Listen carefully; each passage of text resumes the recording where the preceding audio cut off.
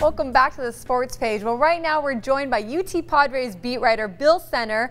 We love to have you on the show, Bill. We know you're over there in spring training, plugging away. How's it going? Well, Annie, it hasn't been a great week. Anytime you lose what could be an all-star third baseman, maybe the best player at his position for up to a month, it's not a good time. Bill, can you talk about that? I mean, just how devastating of a hit is this? You know, missing 4 to 6 weeks, virtually that's like, what, the first month of the season, which really starts them off pretty slow. Right. I think it is the first month of the season. They say 4 to 6 weeks. These things never seem to go quicker than that. Right. I bet you. My guess is it's going to be the first month of the season.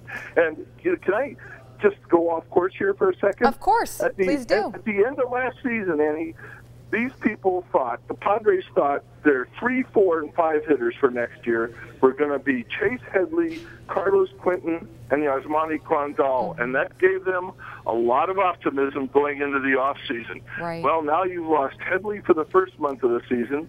Carlos Quentin has yet to play a complete game in the A-game exhibition, a Major League exhibition, and Grandal's a 50-game suspension. So essentially, that fast start they were hoping on will probably be without 2 of the 3 middle of the lineup guys, and for a large part, maybe 3.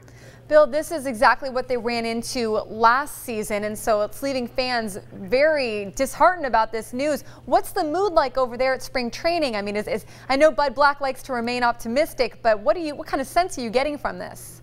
Well, you know, baseball players are they're generally an optimistic group because they play 162 games a year. Nothing's going to be over in a week or 2 weeks. And even the first month of the season is the first month. But like you just said, this team was desperate to get off to a fast start, and this makes it almost impossible.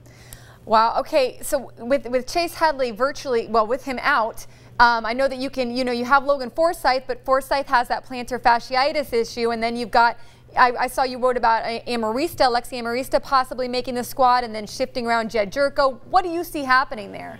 Well, if Forsythe can start the season, he is your third baseman for the first month. If he's healthy, he will be at third base almost every day, except they're going to have to watch the condition of his feet. Remember, he has also had the sesamoid bones in both of his feet surgically removed. Right. So his feet are a concern. Now he's got plantar fasciitis. If he's not at third, Jerko has to move to third because Amarista does not have the arm to play third. So at the start, they're hoping to have Forsythe at third, Jerko at second, and then when Forsythe needs to blow, they're going to have Jerko at third and Amarista at second. Again, it's not quite the start that they were hoping for. Bill, I know that this is kind of the time that the players sort of leave spring training mode and start to turn into season mode, where the focus and the intensity seems to heighten. I know some guys are also out with the flu right now. What are you seeing in terms of that right now, as far as where the team stands? Well, the team is way behind. There's no other way you can put it. I mean, you haven't had Quentin out there. Now you've got the Norfia and Hundley with the flu. Basically, you're going with 3 starters today, and that's counting Amarista. So these guys are not where they want to be. Cameron Maben was a late scratch in center field. So you're absolutely right. This is a time of the spring where you want to start playing your regular lineup every day and seeing how they do, and the Padres are not in that position. How about the starting rotation? I know Tyson Ross has really been fighting for a spot there. Cashner, he's pitching today. It seems like they're still sort of hopeful about him. What's going on there with that 5th spot? Well, I feel a little bit right now better about the starting rotation than I do about the position players. You're going to have Volquez, who will be back from the WBC, and Richard at the top. Then you will have Marquis and Stoltz at the start of the season in the 3 and 4 spots. And then right now you have Cashner and Ross battling it out for the 5th spot. Maybe Bass is in there too.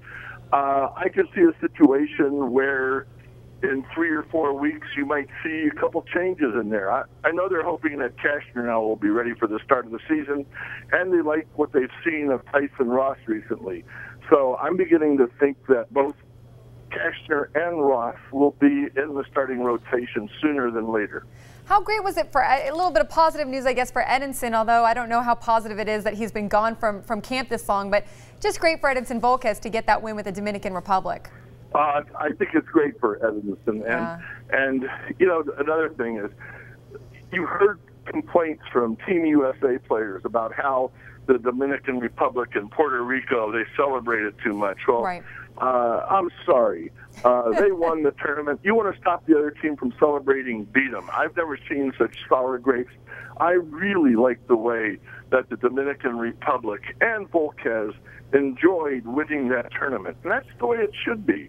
I'm tired of sour grapes from Team USA. Right.